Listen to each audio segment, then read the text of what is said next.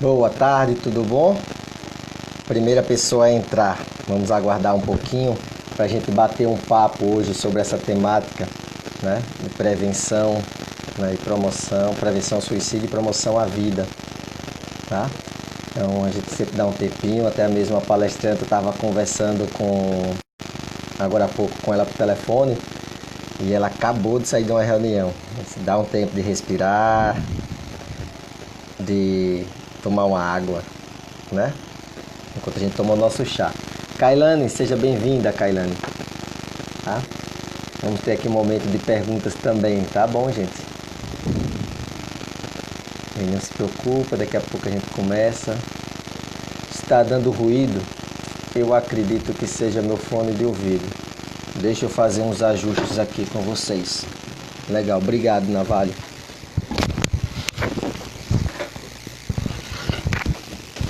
Observa agora se de repente melhorou, tá? Caso não tenha melhorado, a gente já tira esse fone de ouvido, né? Lúcia, bem-vinda. Dá um tempinho, Lúcia, que é o tempinho que a gente recebe os nossos amigos. Eu acabei de enviar mensagens via WhatsApp, né? Rosângela, e a nossa convidada de hoje ainda não está presente, mas é uma temática muito providencial, muito necessária para esse momento agora, né? Falar um pouco de suicídio e falar um pouco do público que a gente está direcionando a esse tema, que é o público jovem, né? A Wilza, que é profissional da área, né, e tem se dedicado muito a essa temática, ela vai poder nos trazer alguns números, ela vai poder também nos trazer algumas ideias de como ajudar esses jovens, né? Que é uma pessoa que tem se dedicado muito a esta área, né? Principalmente oferecendo curso nesta mesma linha, né? Dessa temática, tá bom? Então daqui a pouco ela está chegando. Vou estar dando uma olhada aqui também. E vocês, como é que estão?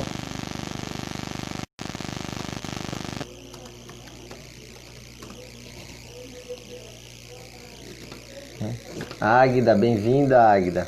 Estelina, saudade de você, menina. Eu vou lhe ver amanhã, viu, Estelina? Gente, me dá um feedback do meu áudio. O Navalho falou que estava dando um chiado. Queria saber de vocês se esse chiado ainda continua. Que qualquer coisa a gente vai melhorando, né?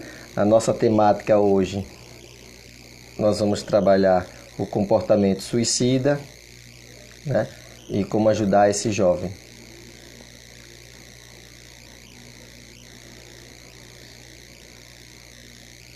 Oi, Maria do Carmo.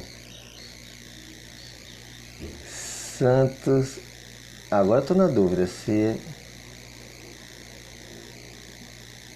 Vamos lá. Não, chegou agora a Wilza, né? E está com chiado, continua assim. E se eu fizer assim? Vamos lá, tiramos esse fone de ouvido. Opa. Vamos ver se melhorou. Mas a Wilza já chegou aqui, né? Wilza, só me confirma. O Will Psicologia, é isso? Só me dá um ok, me diz que esse é o teu Instagram, tá? Melhorou o nosso áudio, gente? Pra gente começar a bater um papozinho. Então é o meu microfone mesmo. Eu vou providenciar um outro, obrigado, né? Então, Will Psicologia, não é isso? Wilza? Dá um retorno. Cindy, seja bem-vinda.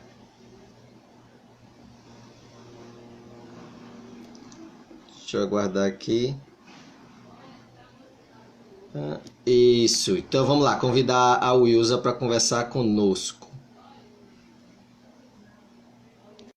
Vamos aproveitar os 60 minutos que o Instagram nos permite para bater um papo, né, aprofundar aí no conteúdo. Oi, Wilza, tudo bom?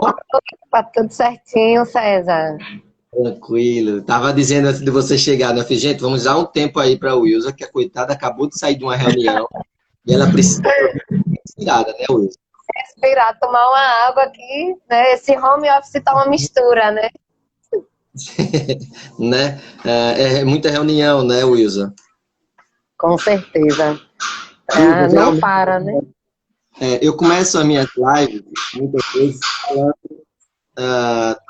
do convidado, né? De como eu conheci, de Sim, como eu cheguei àquela pessoa, sim, né? E aí eu sim. vou começar um pouquinho falando, né, de como eu cheguei até a Wilson, né? Eu trabalhava lá e aí essa temática que eu tive para trabalhar com o público de lá, e a referência aqui de Alagoas não tem outra, é o Cavida, né? Ah, Uhum. eu entrei em contato contigo, você não pôde estar presente naquele período, mas você mandou um outro anjo, né? Darlene, que é uma amigona até hoje, né? Que bacana, que legal. Deixou um vínculo muito legal com Darlene, né? Uma pessoa fantástica. Você tem um dedo assim, tocou lá, né? E Com certeza você estava em boas mãos também. estava.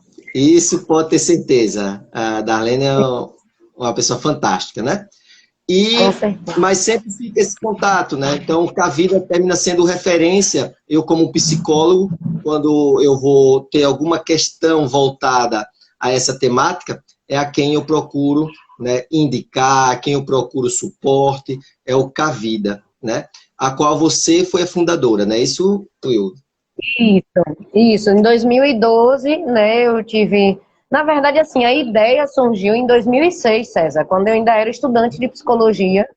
E aí eu comecei a estagiar no HGE, fiz um estágio extracurricular. E durante a minha vivência no HGE, eu comecei a atender casos de tentativas de suicídio. Aí eu percebi o quanto o atendimento psicoterápico era algo extremamente relevante para aquelas pessoas e a necessidade de dar seguimento a isso. Sendo que na época só tínhamos os CAPs, né, ou alguns postos de saúde que a gente poderia fazer esses referenciais. Então eu, naquela época, tive uma ideia de ter um local que fosse semelhante ao CAPS, né? Que tivesse uma Sim, equipe interdisciplinar, mas que trabalhasse especificamente com risco de suicídio. Assim como tem o CAPS-AD, que trabalha sim, especificamente com as demandas de álcool e droga, a minha ideia era uma equipe interdisciplinar trabalhando especificamente o risco de suicídio, né? E lidando aí com todas as estratégias, desde a prevenção até a pós-venção do suicídio. Então, essa ideia, né, ficou, me formei em 2006, tentei elaborar pela Secretaria de Saúde, não consegui, aí engavetei, isso ficou guardada, e sim. só depois de anos, quando eu voltei a Maceió, fui para Bahia trabalhar lá, voltei, e quando eu voltei conversando com uma amiga assistente social, aí eu me lembrei dessa ideia, comentei com ela, e ela disse, por que você não abre isso como uma ONG? E foi assim que emergiu Cavida, na verdade. Aí foi quando eu reuni um grupo de amigos, porque até então eu não sabia que eu poderia abrir uma ONG.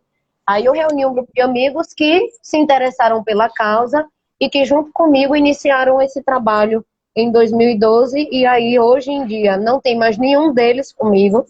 Na verdade, o trabalho voluntário é um trabalho muito difícil, porque à medida que o tempo vai passando, os voluntários, né, eles vão se desvinculando, e aí vão chegando novos voluntários. Então, a rotatividade no voluntariado é algo muito Sim. comum nas ONGs, principalmente na nossa, que, né, a gente se mantém só através de doações e através dos próprios voluntários que fazem os serviços gratuitamente durante a semana, que se dedicam uma manhã, uma tarde, enfim.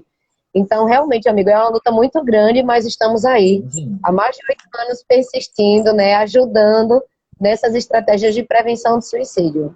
E aí eu já tenho essa ideia, né? Da dificuldade que é de manter uma ONG, a dificuldade do voluntariado, né? E vocês estarem aí esse tempo todinho aí, firme e forte, há 8 anos, né? É um trabalho que a gente vai entender que dá frutos, né?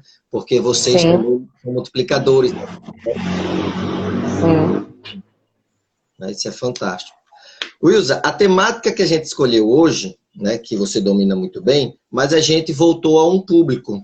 Deixa eu abrir aqui meu Aham. bloco, porque eu fiz uma enquete. Eu sempre faço no dia, eu abro no Instagram uma questão de perguntas e as pessoas vão me Aham. colocando algumas perguntas. Eu não revelo o nome, eu também não posto lá no Stories as perguntas, né? Por respeito às pessoas, fica mesmo gravado aqui. A pessoa que vem assistir ou depois assiste no gravado vê a resposta. né? Aham. Eu sempre digo aqui, no meu papel é fazer esse papel do leigo, né?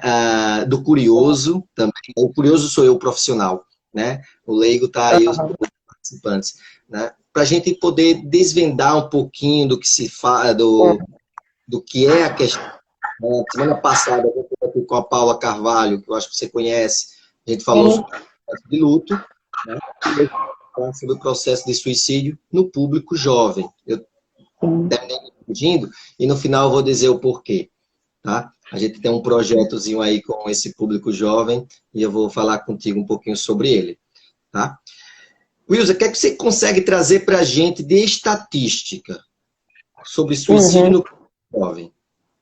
Sei. Veja só, César, quando a gente fala sobre comportamento suicida, e em especial na população mais jovem, nós identificamos que, infelizmente, né, o próprio quadro do comportamento suicida é algo que já vem aumentando ao longo do tempo, e em especial nesse período, principalmente, a gente teve um alto índice entre 10 e 14 anos e entre 15 e 19 anos, né? Então, essas duas faixas etárias são faixas etárias que a gente precisa ter uma atenção em especial. Porque quando a gente vai ver, né, o comportamento suicida na população geral, geralmente o que se coloca é que a maior parte deles vai estar entre 15 e 34 anos, pelo menos nos referenciais do Manual do Ministério da Saúde, vai focar mais nessa faixa etária. Mas aí os estudos relacionados à juventude, que classifica aí, que vai separar a cada 5 anos, então que vai trazer aí de 10 a 14, de 15 a 19, de 20 a 25, enfim. A gente percebe que houve sim um aumento enorme, principalmente agora nesse último relatório que saiu de violência, que foi em 2018, se não me engano, em que nós percebemos, né, que praticamente em mais de 30% aumentou esse índice nessa população, em especial entre 10 e 14 anos. Quando a gente para perceber nos últimos anos o que é que tem favorecido para essa população mais jovem ter vindo a apresentar um comportamento suicida, nós identificamos que tem uma série de fatores, né? Na verdade é um conjunto. Então, quando a gente fala sobre o comportamento suicida, percebemos que não é um único fator que leva ao suicídio e às tentativas, né? Apesar de que as pessoas geralmente erroneamente reduzem a tentativa a um único fator, achando que foi porque teve uma briga com os pais, foi porque o pai pegou um cigarro de maconha ou algo do tipo e foi a maior confusão, enfim. Na verdade, pessoal, a gente percebe que principalmente nessa faixa etária entre 10 e 14 anos, nós identificamos nos últimos anos alguns estímulos, como por exemplo, nós tivemos o jogo da baleia azul, que na verdade é um desafio, não chega a ser um jogo, né? E nós percebemos que além da baleia azul, surgiram outros que foi o mimo, alguma coisa assim, e depois também foram aparecendo outros, né? Então, vejam, essa faixa etária, hoje em dia, é uma população que está com um fácil acesso às tecnologias. Então, principalmente se a gente for ter um olhar especial nessa faixa entre 10 e 19, né, que é esse foco que eu falei que houve um índice maior, nós vamos identificar que em cada uma delas, né, eles estão tendo um acesso maior a um celular, que tem acesso à internet, a um computador, que tem acesso à internet, e os pais não estão aí tendo um acompanhamento do que é que esses jovens estão acessando. Na verdade, em pré-adolescentes e adolescentes, né? Se a gente for ver aí, também tem toda essa separação que traz um contexto diferenciado. Então, identificar, pessoal, não só um comportamento de risco, mas poder estar mais atenta a essa faixa etária e como essa juventude tem se comportado ultimamente, é algo que a gente precisa ter um direcionamento maior de atenção para uma seriedade, porque as pessoas acham que faz isso para chamar atenção, esse menino tem tudo na vida, não tem necessidade de estar fazendo isso. Então, na verdade, César, o sofrimento que emerge naqueles que são mais jovens não é valorizado. E isso é uma falha dentro do nosso contexto sociocultural, né? Porque nós percebemos aí que quando nós vamos construir as estratégias para a prevenção do suicídio, uma das estratégias é encontrarmos uma rede de apoio e que muitas vezes essa rede de apoio pode vir através da família. Mas, infelizmente, muitas vezes a gente identifica que a família não é uma família parceira, que compreende, que é empática, que acolhe, não. Infelizmente, na maioria das vezes, a gente se depara com uma família que apresenta aí fatores de risco dentro dessa relação familiar. Então, para a gente, isso é realmente muito delicado, sabe, César? Extremamente delicado. Wilson, eu vejo muito, né, no espaço clínico esse conflito. A gente está comentando aqui, mas a gente não está acusando a família, a gente está constatando que existe ali uma Sim, falta de diálogo, uma falta de atenção. Né? Ao mesmo tempo que a gente se depara com alguns familiares preocupados com os comportamentos de seus filhos e muitas vezes não sabe lidar com eles. Né? sim. A gente tem alguma coisa que a gente possa começar a perceber de comportamento deles que possa sinalizar essa família? Sim, sim.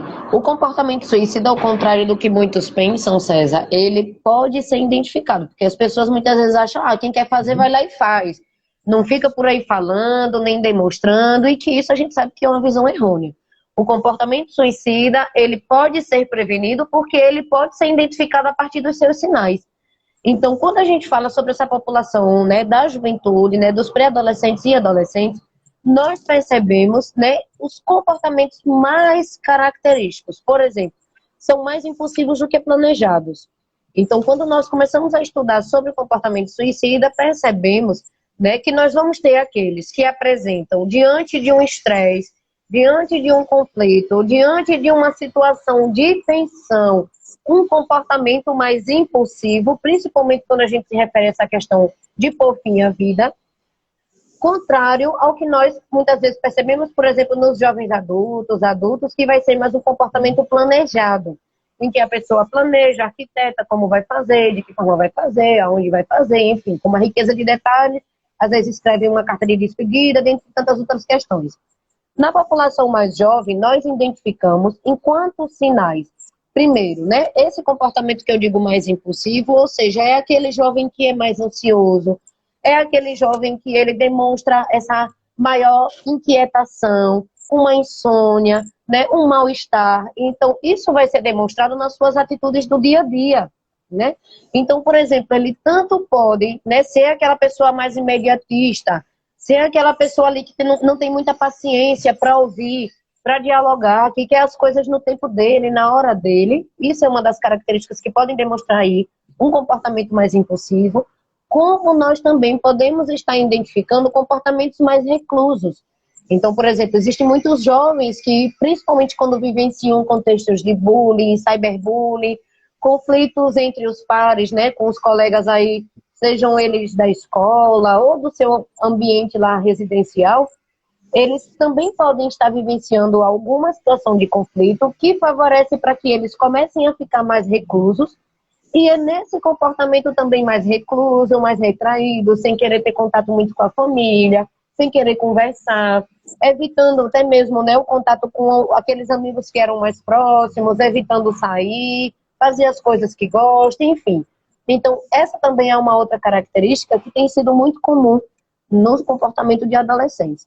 Uma outra coisa, César, que é extremamente relevante pontuarmos, é que os adolescentes em especial, quando eles têm acesso a um profissional, como nós psicólogos, que vamos dar uma palestra, fazer uma roda de conversa, ou algo parecido, e que nós dialogamos sobre depressão, ansiedade, ou qualquer outro tema relacionado ao risco de suicídio, nós percebemos um discurso muito comum, que é o discurso de não ser ouvido, principalmente dentro de casa, né?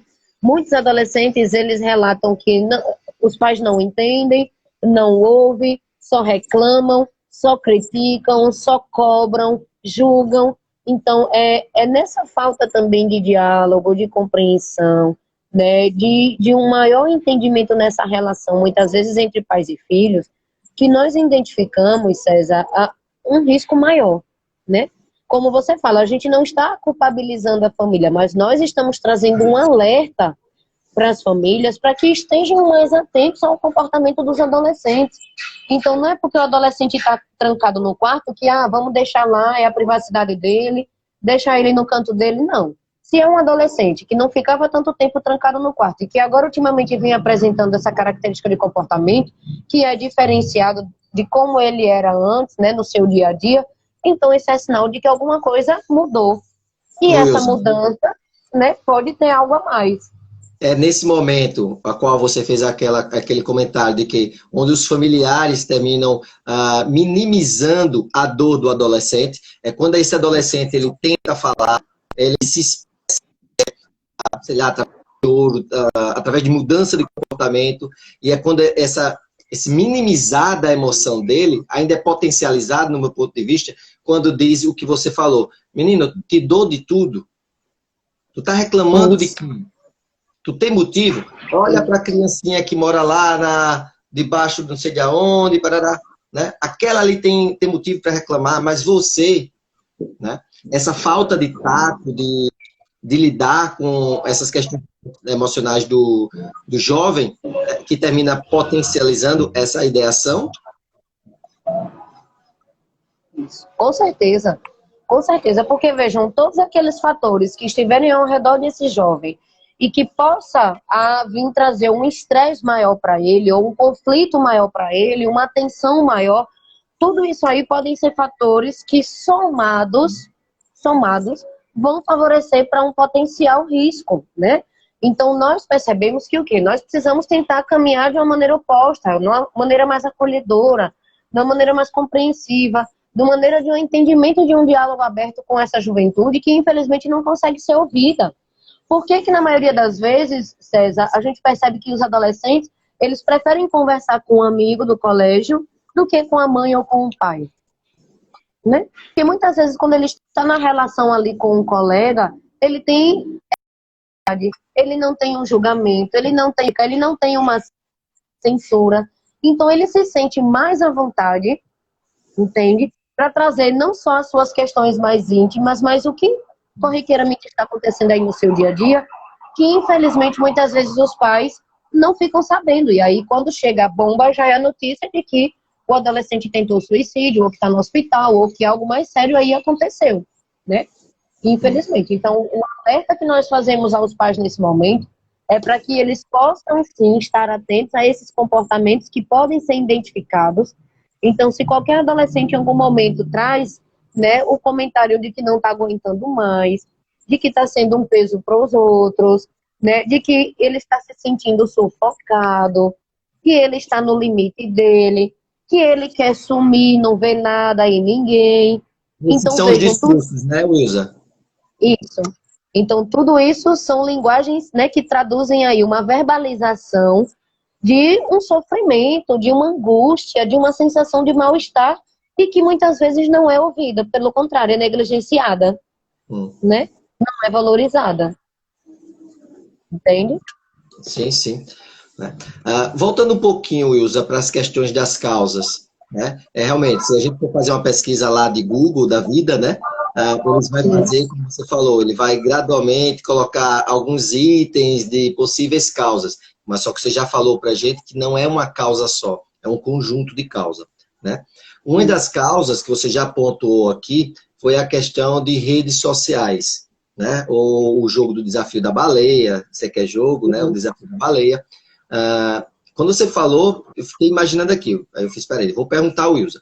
Wilza, isso é para o público de 10 a 15 anos, ou essa questão das redes sociais, pegando os pré-adolescentes, né? Ou pensamos o jovem no contexto geral? Geral, né? A gente precisa pensar no jovem no contexto geral, porque, vejam, né? O jovem, ele precisa de determinados direcionamentos. Esse período da adolescência, nós sabemos que é um período crítico, de muitas mudanças, né? Ele não é nem criança mais, nem adulto. É um período de transição. Não é à toa que o Erik Erikson, né, quando ele traz toda a proposta dele de como a gente entende a psicologia do desenvolvimento, e que ele coloca pra gente que nesse período da adolescência, entre 12 e 18 anos, nós vamos ter aí o que ele chama de crise de identidade, né? Que a gente também, por exemplo, pode entender como uma perspectiva mais existencial, uma crise existencial. Nós identificamos que nesse período, né, ele está nesse processo de transformar essa sua identidade. Então, veja, é uma identidade profissional, é uma identidade sexual, né, que muitas vezes pode estar aí relacionada à questão da orientação sexual, à identidade de gênero, enfim.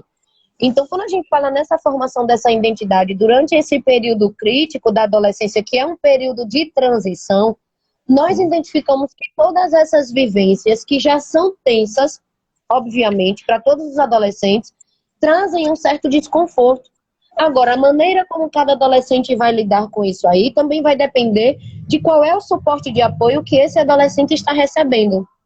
Então, isso é uma coisa extremamente relevante para a gente poder avaliar e identificar também, porque percebam que aqueles adolescentes que conseguem ter, né, um maior suporte de apoio no sentido familiar, no sentido educacional, e quando eu falo no suporte de apoio, eu falo em família, em amigos, em profissionais na área da educação, então é esse conjunto.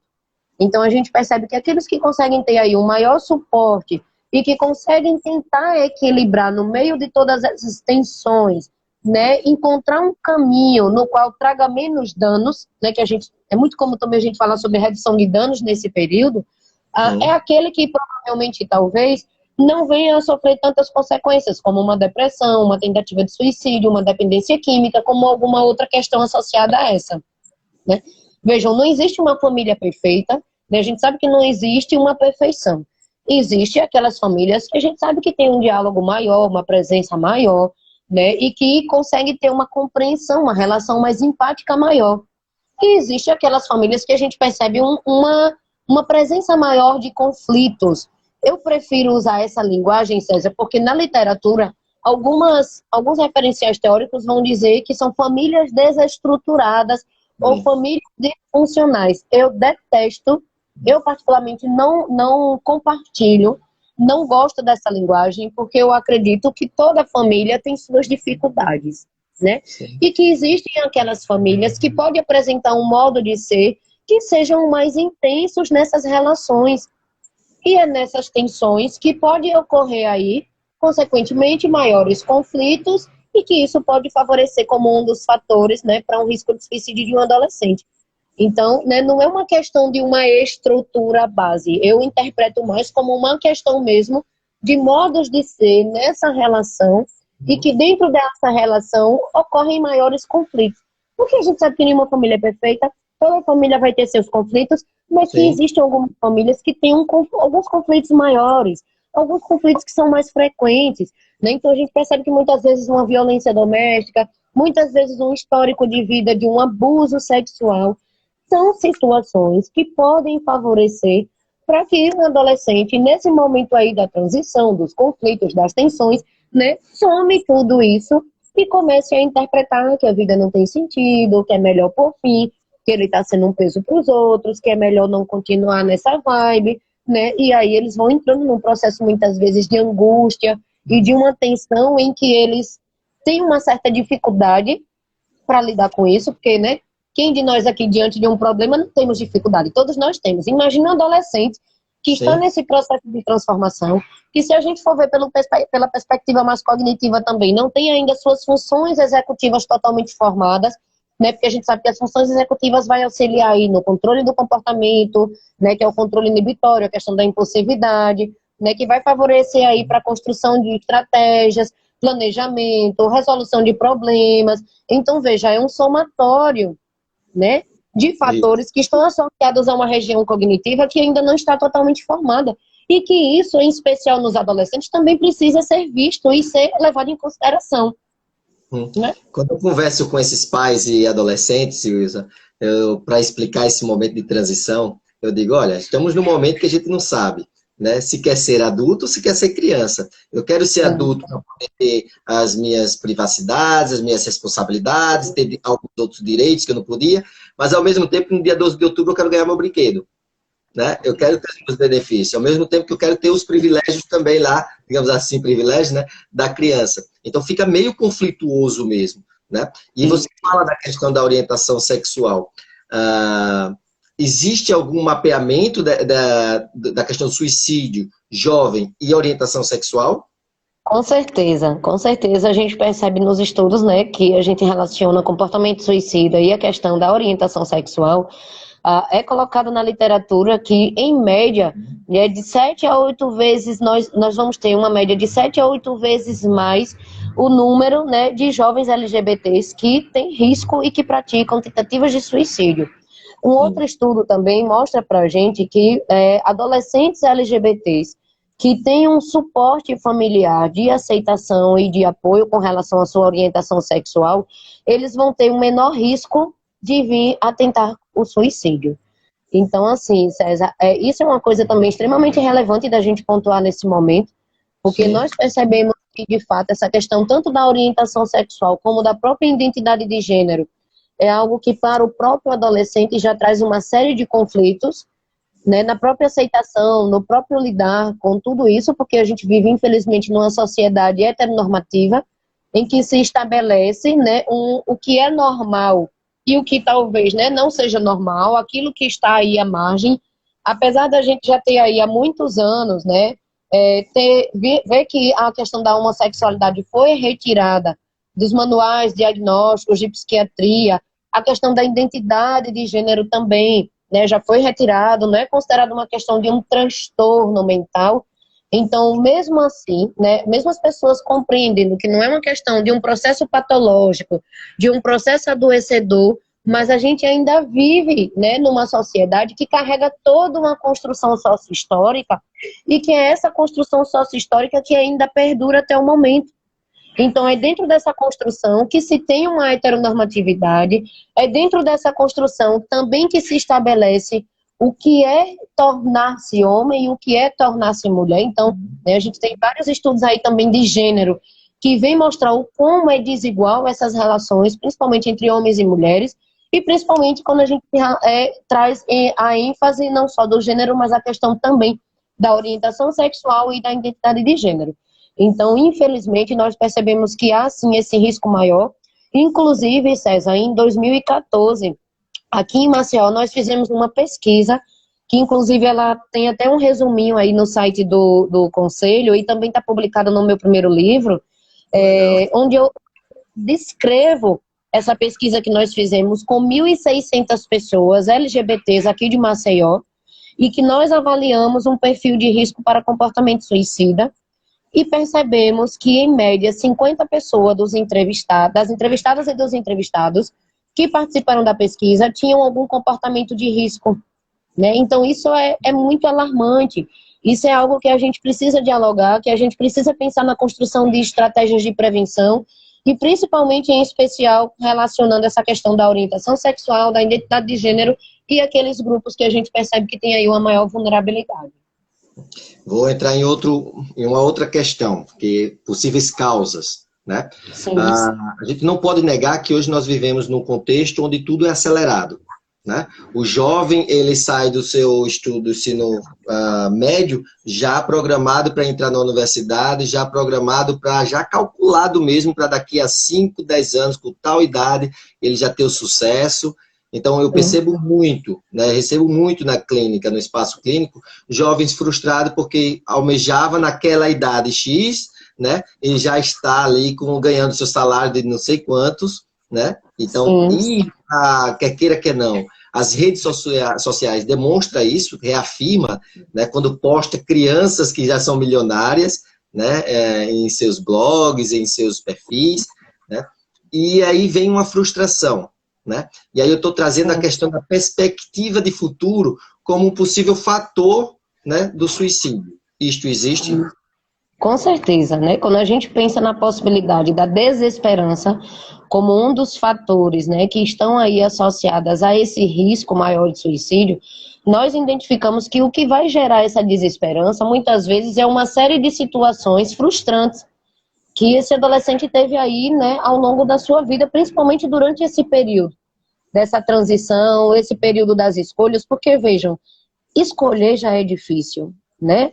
A partir do momento que nós estamos diante de processos de escolhas que vão definir todo um futuro que nós temos pela frente e que é algo muito imediatista, porque, perceba, uma coisa muito característica, né, em boa parte dos nossos adolescentes é o imediatismo.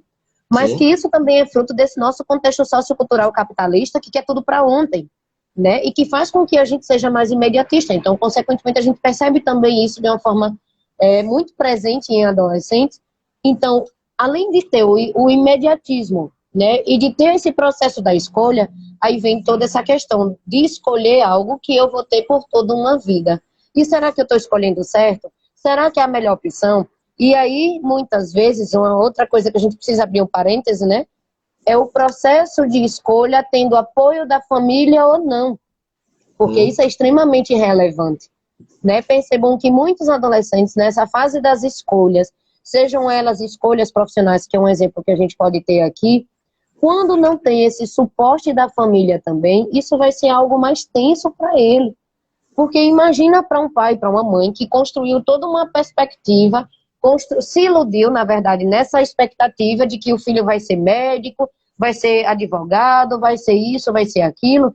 E quando chega na fase da adolescência, desse processo de escolha, de repente o adolescente diz, eu quero ser dançarino, eu quero fazer teatro, eu quero fazer psicologia, né? Que é uma coisa que quebra aquela expectativa que antes era uma expectativa, seja do pai ou da mãe, né? De alguém aí dessa relação, e que nesse momento, né, para ele, veja, é difícil se impor numa visão contrária a esses pais.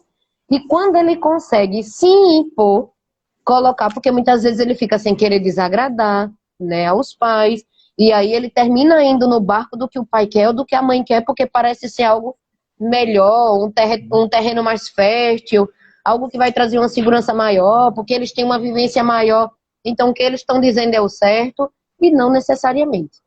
Né? A gente sabe que muitas vezes os pais, eles querem trilhar para os filhos o que seja melhor sim, mas é aquela coisa, não consegue também entender que o que é melhor para o filho não é necessariamente o que o pai ou a mãe acha que seja o melhor para ele. Sim. Né? Então, lidar com isso aí também, nesse processo assim da adolescência, é algo muito extremo. Então, ter que escolher algo que é para a vida toda. E muitas vezes não ter o apoio aí daquilo que parece ser minha base, que é a minha família, para que eu siga nesse caminho, então isso vai trazer uma frustração ainda maior, uma angústia ainda maior. Né? E não é à toa, César, que hoje em dia a gente percebe que antes dos adolescentes virem a praticar de fato já um comportamento suicida direto, antes eles vão apresentando comportamentos mais indiretos. O que é que eu chamo de comportamentos mais indiretos? São aqueles comportamentos em que a gente percebe, né, uma autodestruição, mesmo que não seja, né, ele conscientemente dizendo, vou fazer isso porque isso vai me fazer mal. Não. Esses comportamentos que nós chamamos de comportamento suicida indireto, ou que alguns autores chamam de comportamento suicida inconsciente, são aqueles comportamentos que o jovem vai ter e que a partir desses comportamentos ele tem uma forma de estar se autodestruindo aos poucos, diariamente. A automotivação entra aí, Wilson? Aí, por exemplo, isso, justamente quando a gente pensa, por exemplo, na automutilação, que aí o termo mais correto ultimamente que a gente tem utilizado mais é a autolesão, sim, nós identificamos, né, que a autolesão é uma estratégia que o adolescente tem de estar tentando diminuir um sofrimento, uma dor que ele sente, e que todos os momentos em que ele sente uma tensão ao estar diante desse estresse, dessa tensão e dessa dor, a forma que ele encontra para tentar equilibrar, para tentar amenizar, para tentar aliviar, é através dos cortes. Ou seja, sentir a dor do corte é uma forma de amenizar uma dor maior, que é uma dor psíquica. E que nós sabemos que está tudo entrelaçado, na verdade. Sim. Então, quando a gente começa a perceber todo esse contexto, e quando a gente começa a perceber também que tanto o processo, né, não só dos comportamentos indiretos, como dos comportamentos da autolesão, porque vejam, para muitos autores, pessoal, a autolesão ela não é considerada um comportamento suicida. Vamos tentar separar. O comportamento suicida ele é caracterizado quando há uma intenção, é uma das características, aqui a gente chama de intencionalidade, ou seja, a intenção de pôr fim à vida através de algum método, certo? Na autolesão, naquele momento, o que os jovens muitas vezes buscam é um alívio para o que ele está sentindo. Então, naquele momento, não ocorre uma intenção de se matar pelos cortes. Eu não sei se está claro para o pessoal que está aqui nos acompanhando. Então, por isso que, assim, a questão da autolesão, ela não é caracterizada por muitos autores hoje em dia como um comportamento suicida, porque é uma prática que não tem a intencionalidade de pôr fim à vida. É uma prática que... termina sendo um sinal, não é, Wilson? Termina sendo um sintoma, algo que a gente possa estar atento. Isso, com certeza. Porque, veja, a autolesão, ela pode levar ao suicídio, né? Então, a partir do momento que a gente percebe que existe, sim, essa possibilidade da pessoa, primeiro, começar a implodir. O que é o implodir? Né? Ela não coloca para fora. Então, ela começa a acumular, de alguma forma, guardar, acumular. Então, às vezes sai num chute, às vezes sai numa ignorância, às vezes sai numa atitude que vai terminar agredindo alguém, né? Ou fazendo algo aí que traga um conflito maior. porque naquele momento a pessoa vai juntando tanto que chega uma hora que ela não controla e explode, né? Então a pessoa vai implodindo, e aí pode, nessa implosão, ao colocar para dentro, vai desenvolvendo um comportamento mais depressivo, que é importante a gente perceber que depressão é diferente de estar deprimido. Estar Isso. deprimido, todos nós podemos estar em algum momento da vida, por alguma questão. Agora, estar depressivo, né, é algo mais frequente, que traz consequências na nossa vida e que pode mostrar aí uma necessidade de um tratamento psiquiátrico também, muitas vezes, né? Então, é extremamente relevante a gente também ter esse cuidado em diferenciar essas questões. Você já está entrando aqui no outro tópico que deixaram aqui para gente. Bom, isso, né? Que foi justamente a questão da saúde mental, né? Foi Sim. uma das perguntas deixadas lá no nosso Instagram, né? A questão da depressão e o suicídio, né? Você, quer queira, quer não, desde o começo da live, você já está pontuando essa questão da mudança de comportamento que a gente vai associar à depressão, né? A qual a gente tem que observar nesse jovem. Eu estou acostumado a ir para casa da minha tia todo final de semana, de repente eu deixei e preferi ficar em casa agora, trancado no quarto. Aí a gente já dá um outro olhar. Essa mudança de comportamento que eu gostava de fazer e deixei de ter prazer, né? A gente vai lembrar da depressão. E aí você está trazendo a questão da saúde mental como atenção para a questão de suicídio. Isso, perfeitamente. Porque a gente precisa perceber, pessoal, assim, uma coisa que é extremamente relevante é identificarmos que nós não cuidamos, na maior parte dos nossos dias, da nossa saúde mental, né? Ainda mais se a gente tenta relacionar a questão dos adolescentes. Então, infelizmente, muitos adolescentes estão entrando num processo de adoecimento, num processo psicopatológico, seja ele uma depressão, um transtorno de ansiedade ou qualquer outro aí que a gente possa identificar, por falta também desse apoio e desse suporte emocional. Então, uma fala muito recorrente dos adolescentes, né, de não ser compreendido, de não ser ouvido, né, de ser só criticado, julgado ou algo do tipo, é um alerta para a gente poder perceber que são essas pequenas coisas do dia a dia que podem favorecer para um adoecimento ou para uma maior saúde mental. Então, se a gente puder estar favorecendo no dia a dia, na vivência desse adolescente, de situações que ele possa ter aí o seu bem-estar, que ele possa ser valorizado a partir do lugar que ele ocupa, a partir das suas ideias. Se a gente valoriza suas ideias, valoriza, né, aquilo que ele traz para a gente como algo relevante, interessante. Então, são essas pequenas coisas do dia a dia que podem favorecer para a saúde mental desse adolescente. E que, infelizmente, muitas vezes não tem. Wilson, a gente já está entrando no outro tópico que eu também queria abordar contigo. Tá fantástico. Parece que a gente está costurando, né? Repara, quando chega lá no mês de setembro, setembro amarelo, né? Eu, como profissional, começo a me preocupar mais, né? Pela forma qual é abordado o tema, né? E eu aprendi justamente com vocês. A ideia de começar a trabalhar a questão da valorização à vida, que é isso que você está falando. Mostrar a esse jovem o valor que a vida tem, ao invés de estar diretamente falando de suicídio, né? Então, a valorização. E aí, eu vou contar aqui uma historinha, porque foi uma das perguntas que fizeram lá, e a pessoa que perguntou, né, me veio com essa história. Lá na clínica, ela disse,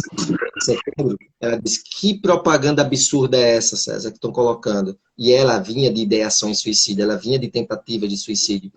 E ela disse, que história é essa de colocar na propaganda, né, um rapaz sentado no balcão para pular, para se matar, e botar Deus do lado, dizendo que ele é egoísta, né? E aí ela traz essa pergunta que jogou lá, né? Quem fala, né? Tirar a vida, cadê? Deixa eu procurar aqui. Deixa eu procurar a pergunta. Está aqui. Por que essa escolha é julgada como egoísmo, o tirar a vida? Isso foi nesse contexto. Tá? Vamos lá. Esse é um dilema filosófico quando a gente fala sobre a questão do comportamento suicida, porque, vejam, nós estamos dentro de um contexto sociocultural que coloca pra gente, né, que muitas vezes é um ser superior que nos dá a vida e a gente não tem o direito de tirar a nossa própria vida. né? Então, é muito comum ouvirmos, só Deus dá a vida, só Deus pode tirar a vida, porque a gente sabe que dentro do nosso contexto sociocultural, a questão religiosa, né, dentro desses nossos padrões construídos, está bem atrelada. Então, percebam, né, qualquer pessoa que tenta contra a vida em algum momento, ela é vista muitas vezes como uma pessoa egoísta, como uma pessoa individualista, como uma pessoa que não tem direito de fazer isso, né? Então, é como eu sempre trago assim a reflexão, César. Uma pessoa que decide pôr fim à vida em algum momento é uma pessoa que está diante de um dilema de continuar ou não e que é uma decisão dela, continuar ou não. Ok. Para a tomada de decisão, é necessário essa pessoa ter a oportunidade de avaliar N questões. Primeiro, o que é que tem favorecido para ela achar melhor por fim a vida? E o que é que ela tem percebido que é melhor fazer, né, para não tirar. Então, ela fica nesse dilema. É melhor fazer por conta de tais questões. É melhor não fazer por conta de tais questões. E aí ela vai ficar nessa balança, né? Nessa ambivalência, que nós até chamamos de ambivalência afetiva, né? Fica entre o fazer ou não fazer, devo ou não devo, ou algo do tipo. E aí fica nessa dúvida, e que isso gera uma angústia, um sofrimento, um mal-estar, enfim. Então, obviamente, César, nesse processo, né, da pessoa estar na decisão do fazer ou não, ela vai associar várias questões. Inclusive, ela também pode pensar aí nos que vão ficar, nos familiares, nos filhos, nos amigos, enfim. Então, muitas pessoas, infelizmente, acham, né, que quem pratica o ato da tentativa de suicídio, ou quando a pessoa decide por fim a vida, ela está sendo egoísta e individualista porque ela não está pensando nos outros. Talvez essa seja uma visão equivocada, né? Não é porque a pessoa decidiu por fim a vida que ela não pensou nos outros. Ela pode ter pensado sim. E após ela ter pensado, ter avaliado e tudo mais, ela chegou à decisão de por fim, por uma série de questões. Sendo que o que a gente percebe, César, na maioria das vezes, é que as pessoas não têm esse tempo para avaliar com calma, né? Se eu faço ou se eu não faço. Então, muitas vezes isso é bem impossível, principalmente quando a gente fala de jovens, de adolescentes, né? A gente percebe que em boa parte dessas tentativas a decisão foi impossível, onde não houve aí uma oportunidade maior de um tempo para respirar, para pensar, para articular, para avaliar alternativas, né? Para chegar a essa decisão, não, né? Então, são situações muitas vezes que vai no impulso, e não é porque uma pessoa tomou uma atitude impulsiva que ela foi egoísta e individualista, pelo contrário. Foi uma decisão dela, né, naquele momento. Como é que esse familiar, esse amigo, essa pessoa próxima desse jovem pode ajudar? Aí eu já emendo com outra pergunta. E quais as redes de apoio que nós temos? Perfeito, né? Então, sempre quando a gente fala sobre comportamento suicida, a gente precisa pensar que é um comportamento que pode ser identificado, que pode ser prevenido, e a gente precisa construir formas de intervenção. Essas formas de intervenção, elas podem advir de várias esferas. Então, vamos lá. Primeiro, a gente, ao identificar sinais de risco, nós podemos estar buscando profissionais na área da saúde. Seja um psicólogo, seja um psiquiatra, que vai trazer aí uma avaliação diante desse quadro. Isso é um primeiro ponto, né? Então, oportunizar esse atendimento inicial por um especialista é algo que pode ajudar, ok? Segundo, quem identifica muitas vezes isso aí, né, é um familiar, é um amigo, é um colega de trabalho, é um colega da escola. Então, ao identificar qualquer um desses riscos, não é se calar, é a gente poder tentar encontrar alguém para também ajudar nesse momento. Então, veja, é como eu sempre digo, não precisa ser profissional da saúde para intervir, né? Sim. Porque se eu tenho um amigo, um colega, um parente que verbaliza aí que não está vendo sentido para a vida, que queria morrer, que não aguenta mais essa vida ou algo do tipo, então eu que estou ouvindo, mesmo não entendendo sobre aquilo, eu posso nesse momento me dispor para ouvir, para ajudar. Como assim, fulano? Você está falando que não quer mais viver? O que é que está acontecendo? Então, quando eu abro o espaço para dialogar sobre, eu já posso estar ajudando essa pessoa. Isso é um segundo ponto, porque, veja, infelizmente, boa parte das pessoas nesse momento vai ficar julgando. Ah, isso passa, não pense nisso. Ah, vá orar. Ah, vá ocupar a mente, porque isso é falta do que fazer. Mente vazia é a oficina do diabo. Então, as pessoas terminam nesse momento, diante dos sinais, né, agindo de uma maneira inadequada. Então, o que é que a gente sugere? Ao identificar qualquer sinal, escute isso que está sendo dito, tente se aproximar dessa pessoa para compreender, para entender o que é que essa pessoa está sentindo, está pensando, e a partir daí, perceba junto com essa pessoa se existe algo que possa ser feito, né? Fulano, você me fala que você não quer mais viver, que está tão angustiado. Será que eu posso tentar te ajudar de alguma forma? Será que de repente não seria interessante a gente conversar com alguém que entenda, com algum psicólogo? Ou nesse momento que você está mais angustiado, de repente buscar algum canal de apoio? Porque hoje a gente sabe que existe aí os atendimentos online. Nós temos os atendimentos telefônicos, né? Nós temos os atendimentos através dos chats. Então, gente, tem o CVV, que é o número 188, ligação gratuita, de domingo a domingo, qualquer hora do dia. Aqui em Maceió, nós temos o Acolha-me, que é uma ONG que oferece atendimento por telefone e atendimento presencial também. E o atendimento telefônico é 24 horas. E nós temos também a nossa ONG, que é a ONG Cavida, que é uma instituição que faz os atendimentos de segunda a sábado, e no momento os atendimentos estão no formato online, mas que as pessoas podem ligar ou mandar uma mensagem para entrar em contato, pedindo uma orientação ou pedindo uma marcação de um atendimento, né? Então, existem recursos. Hoje em dia, existem muitas possibilidades, além também dos serviços de saúde, um posto de saúde, um CAPS, enfim. Além dos profissionais que estão nas redes privadas, né? Como nós temos os profissionais aí de saúde particular. Então, veja, hoje nós temos um leque de possibilidades onde a gente pode encontrar recursos, apoio para ofertar às pessoas que estão numa situação aí de risco. Então, é necessário que, ao identificar esses sinais, a gente possa, assim, chegar junto e encontrar uma maneira de ajudar. E Wilson, eu vou botar mais um ponto de apoio aí, tá? Ok. Que aí eu vou falar um pouco da ideia, né? Essa live veio bem a calhar, porque a gente está iniciando amanhã um projeto que se chama Pra Que Viver, tá? Nasceu lá em Fortaleza, né, de uma instituição a qual eu faço membro, que é o IESH, e a ideia foi trabalhar mesmo os jovens, justamente por esse índice, né, grande que é percebido de suicídio público. E aí o Pra Que Viver é essa menção, né? Pra que viver? Qual o sentido da vida? Né? A gente usa um recurso que se chama Eneagrama, que é uma ferramenta de, né, um conhecimento que trabalha a tipologia de personalidade como base. Né? Mas a gente vai trazer temática como a meditação, a gente vai trazer a temática como resolução de conflitos, relacionamento afetivo, orientação de carreira, né? E reorientação de carreira. Né? Pois é o maior, eu digo que eu faço orientação vocacional aqui em Maceió, né? Mas a minha clientela maior hoje são aqueles profissionais que já estão trabalhando e estão arrependidos da escolha, né? Então, são temáticas que a gente vai trabalhar com esse jovem de 15 a 25 anos. A gente começa amanhã e a ideia é a gente fazer encontros quinzenais. No começo, a gente vai fazer online por causa do afastamento social, né? Mas esse foi um projeto desenvolvido para ser feito de forma vivencial, presencialmente.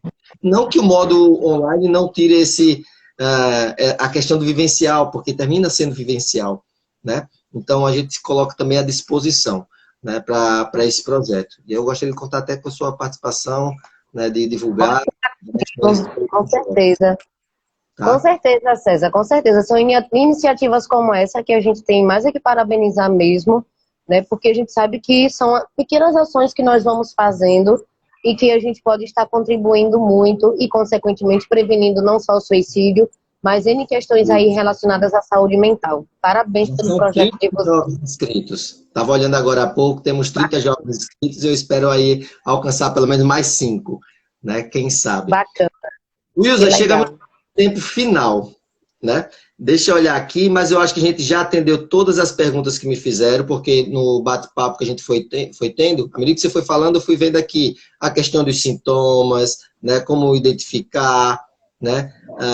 Como ajudar, né? Então foram questões que foram trazidas lá no nosso Instagram, né? E que você aí, né, respondeu aí com boa propriedade. Então, Wilson, o meu agradecimento, né?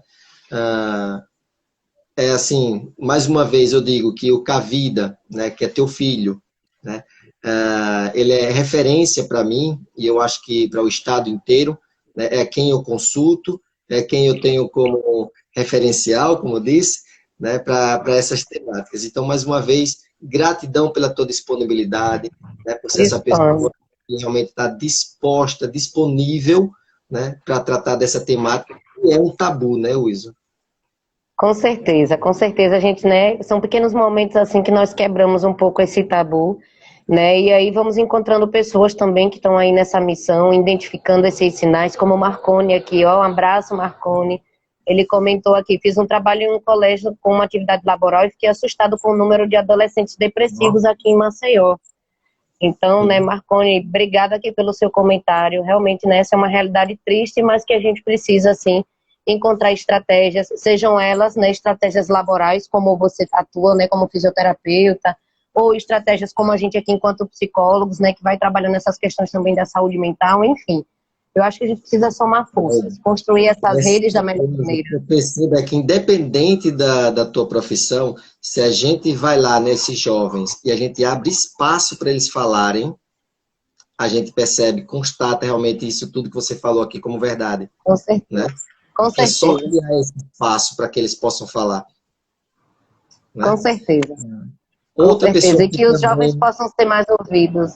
Isso. Outra pessoa também postou aqui uma pergunta, né? E eu vou pedir assim, pergunta não, colocou que fez uma live contigo, uma live sobre o suicídio e alguma outra temática. Gente, isso daí depois vai no comentário e joga o link, marca, né? Para que as pessoas assistam essa e já vê, identifique e vai para outra. Né? Isso, o Genário lá da ONG.